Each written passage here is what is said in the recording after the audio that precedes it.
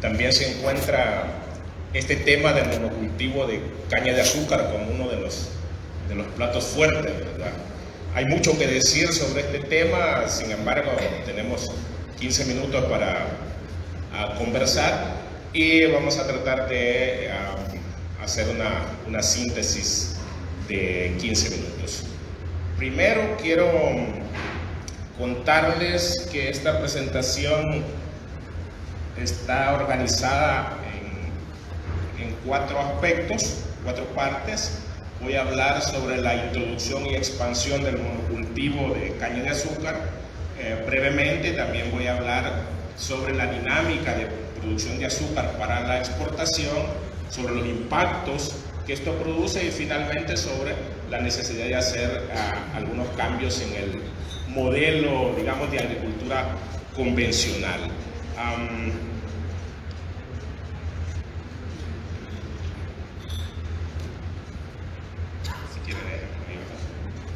Entonces, primero quiero referirme a un poco de historia rápidamente de cómo se genera este fenómeno. Hay que decir que desde la época de la colonia ya se introduce acá el cultivo de caña, solo que en este momento la producción de caña era más para dulce de panela y para ron, para licor, ¿verdad? Luego, allí por a mitad del siglo XIX ya se empieza a cultivar caña de azúcar con miras a la exportación. Para el siglo XX ya era un producto importante de exportación, me refiero al azúcar, ya ocupaba el segundo lugar después del café, y finales del siglo XX y lo que va del siglo XXI se ha visto un fenómeno de expansión del cultivo de caña con miras a la exportación de azúcar. Eso es un mapa el mapa agrícola a mitad del siglo XX de las zonas productoras de caña. Lo que se ve como más al centro del país, puntitos negros, eran las regiones donde se producía caña en esta época. La parte oscura de la costa es algodón, ¿verdad? Este es un mapa de 2015, entonces se puede ver que los cultivos de caña han migrado de la parte central del país a la zona costera. Esto se debe porque se han desarrollado nuevas variedades mejor adaptadas a las condiciones de suelo y clima de la costa. Entonces eso es un problema también en el sentido de que los ecosistemas de la zona costera son ecosistemas más frágiles, ¿verdad? Eso es un gráfico de la producción en manzanas, o sea, la extensión de tierra cultivada con caña de azúcar desde el año 85, ¿verdad?, hasta 2017. Quiero decir que, según los datos que yo he revisado, de 2017 en adelante, más o menos, se ha mantenido la misma cantidad de manzanas cultivadas con caña, alrededor de 113.000 manzanas. Sin embargo, eso, en un territorio tan pequeño como el nuestro, refleja una alta concentración de la tierra. Estamos hablando alrededor del 4.6% del territorio nacional que está cultivado con caña. Y hay que decir que esas son las mejores tierras agrícolas del país, ¿verdad? Ese es un gráfico de dónde están esos cultivos de caña por departamento. Y básicamente los departamentos que tienen área costera son los que ocupan, digamos, los primeros lugares en términos de cantidad de tierra cultivada con caña. Solo en los departamentos de La Paz, Aguachapán, Usulután y el otro Sonsonate, se concentra el 58% del monocultivo de caña de azúcar. La Paz se lleva el primer lugar, ¿verdad? Esta producción es básicamente de cara a la exportación. A mitad del siglo pasado habían 23 ingenios azucareros y eso se ha ido concentrando cada vez más. Ahora solo tenemos 6. En esta gráfica se puede ver los ingenios que tenemos en el país y la capacidad de procesamiento. No tenemos tiempo para ir con detalles, pero la información ahí va a quedar a la disponibilidad de ustedes, ¿verdad? En términos de la cantidad de azúcar que se produce en el país, se puede ver en esa gráfica cómo desde 1985 básicamente ha ido incrementando. Esto tiene que ver también con la lógica de la demanda internacional, de la firma de tratados de libre comercio y todo este tema que gira en torno al mercado del azúcar. Este gráfico es de las últimas 5 zafras, ¿verdad? De las últimas 5 cosechas de azúcar.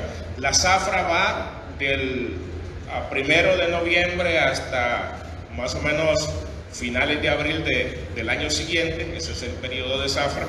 Y la última cerró el 22 de abril pasado, ¿verdad? Y produjo 17.5 millones de quintales de azúcar.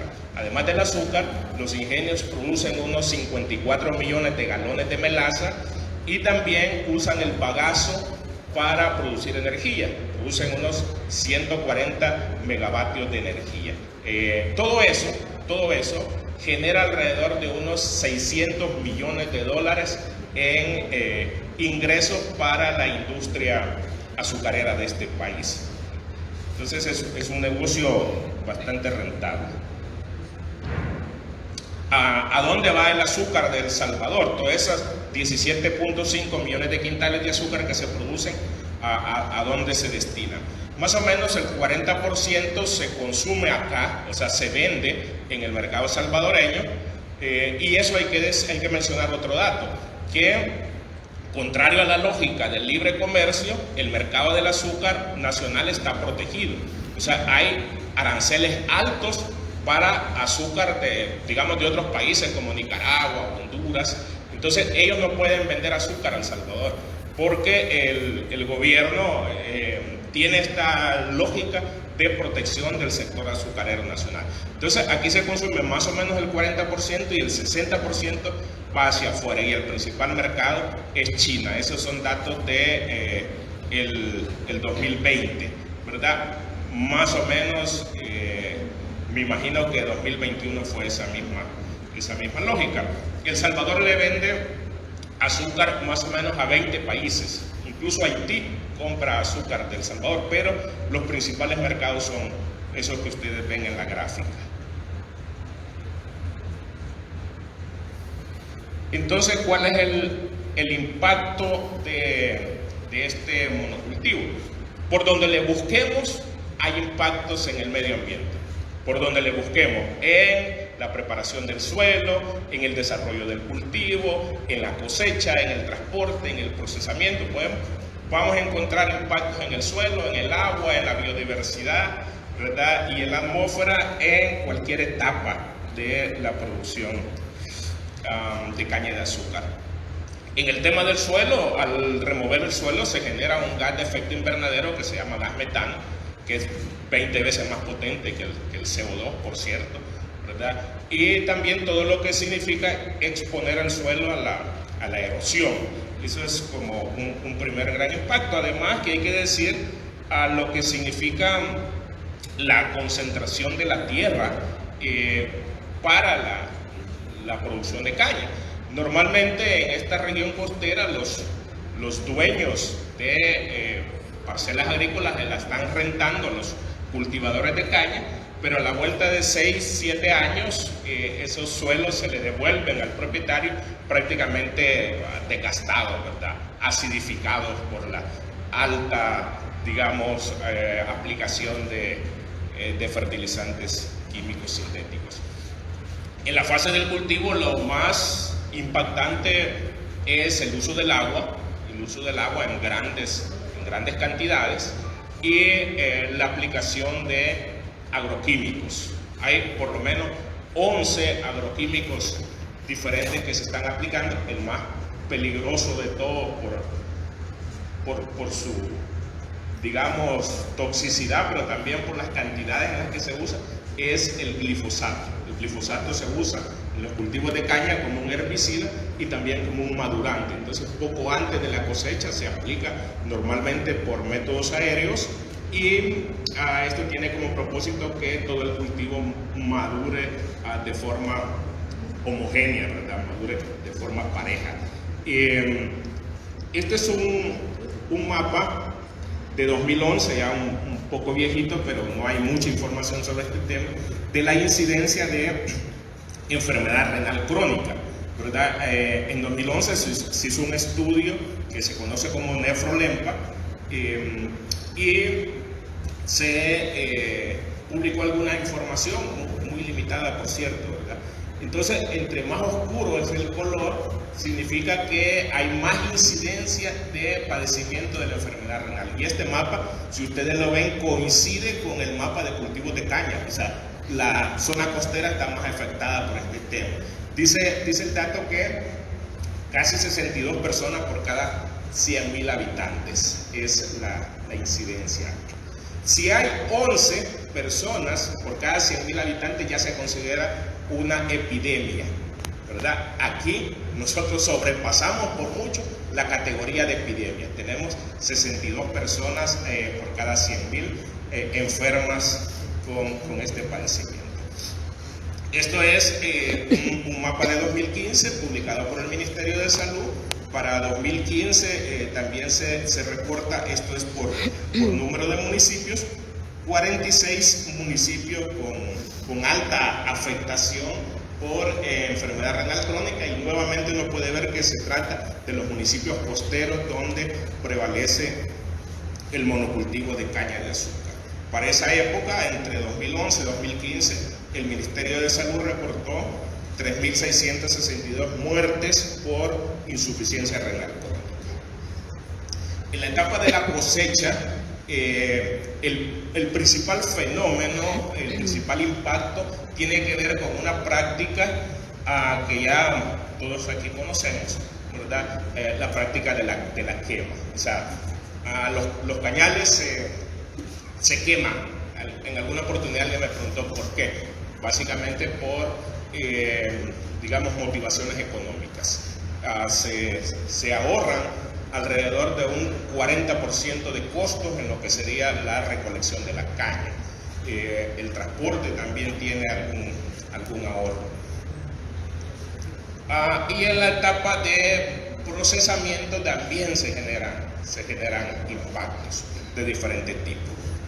Luego, hay que decir que en términos generales, el monocultivo de caña de azúcar provoca un impacto en el ecosistema. O sea, cada una de esas etapas hace un impacto negativo en el agua, en la biodiversidad, en la atmósfera. Este otro mapa es un mapa bien interesante. Se trata de los cultivos de caña en zona de amortiguamiento de áreas naturales protegidas. Todo este sistema de áreas naturales protegidas tiene esa lógica, ¿verdad? Proteger las situaciones como más los lugares como más ricos en biodiversidad.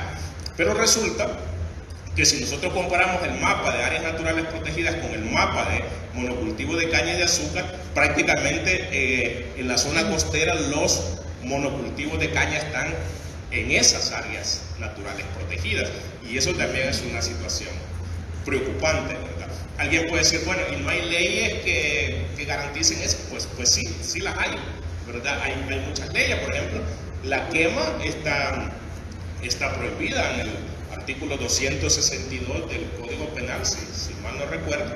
Dice que las quemas agrícolas solo pueden permitirse por fines meramente culturales, ¿verdad?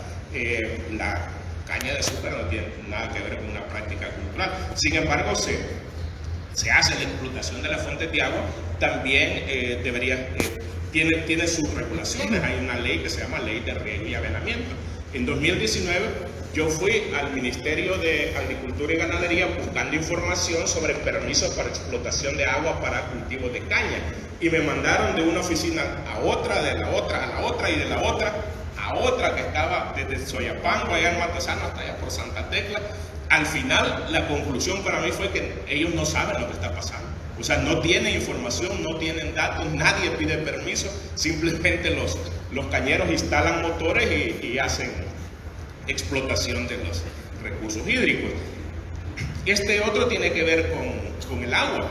Entonces, es decir, este mapa se refiere a los cultivos de caña en zonas con menos de 20 metros de profundidad del manto acuífero. Entre más cafecito es el color, significa que el agua está más superficial, ¿verdad? Entonces, los cultivos de caña, otra vez, están en la zona donde el manto acuífero está más a flor de suelo. ¿Qué nos queda? ¿Qué pensamos nosotros que hay que hacer? Primero, en general, hay que cambiar toda esta lógica del modelo agrícola convencional, ¿verdad? Pensamos que sería un poco ilusorio decir vamos a terminar con los monocultivos de caña. O sea, pues sí, no nos engañemos tampoco, ¿verdad?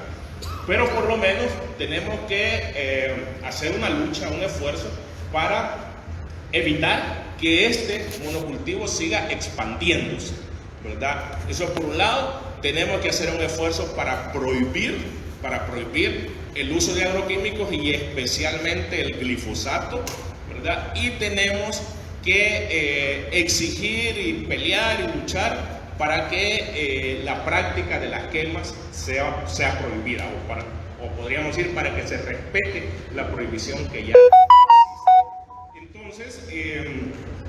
Entonces, digamos, esfuerzo debe ser como también motivado, impulsado como por la gente que está sufriendo estos impactos. Y hay un proceso, ya se mencionó acá, un grupo de organizaciones, nos hemos juntado desde el año pasado y estamos desarrollando una campaña que le denominamos Azúcar Amarga, ¿verdad? Y que ya hemos hecho algunos eventos de protesta, de concentración frente al Ministerio de Medio Ambiente, frente al Ministerio de Salud, y estamos como en esa lógica. El fin de semana pasado tuvimos un evento muy bonito, muy motivador, con unas 50 personas, líderes de comunidades afectadas por monocultivos de caña, de Aguachapán, de Sonsonate, de La Paz, del Bajo Lempa, allá por Jiquilisco, también de Tecoluca. Entonces nos juntamos y estamos ahí como definiendo estrategias y viendo cómo le vamos a hacer para enfrentar esta situación. Ya casi termino. Creemos que el paisaje no tiene que estar dominado por ningún tipo de monocultivo, ¿verdad? Ni de caña, ni de ningún otro, sino más bien tienen que haber como muchas parcelas diversas, ¿verdad? Que produzcan comida, que produzcan alimentos nutritivos, abundantes, suficientes, que produzcan lo que nuestro país consume, ¿verdad? Y no un producto como el azúcar, que es de cara a la exportación. Así que estamos en esa lógica y quiero finalizar reconociendo la importancia de este espacio, de discutir estas temáticas y felicitando a la Procuraduría por generar este espacio. Quiero decir también, por lo menos desde mi percepción, es que la Procuraduría es una de las instituciones, si no la única, con la que la gente que está siendo víctima de violación de derechos humanos se identifica. Una institución que la gente como la siente más cerca, ¿verdad?